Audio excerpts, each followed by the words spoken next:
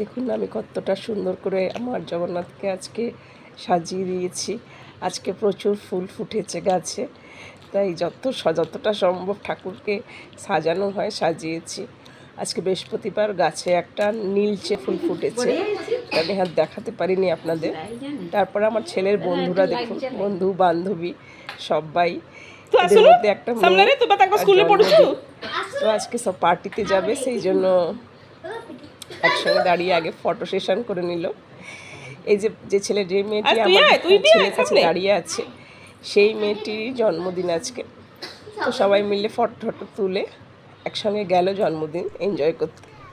আমি এর সঙ্গে কি করলাম, একটু মুড়ি মেখেছিলাম। ওরা যে বেরিয়ে যাওয়ার পরে আমি একটু মুড়ি মাখলাম। মুড়ি মেখে আমি আর আমার ছাত্রী একটু খেয়ে নিলাম।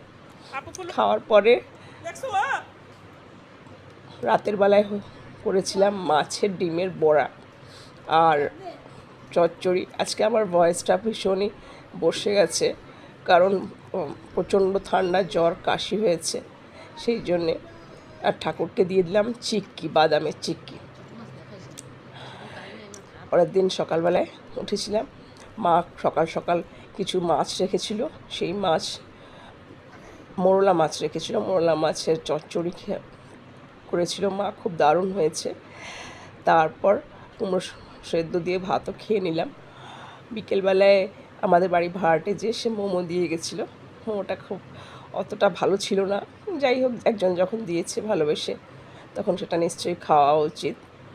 আর ঠাকুরকেও দিয়ে দিলাম আজকে উপমা।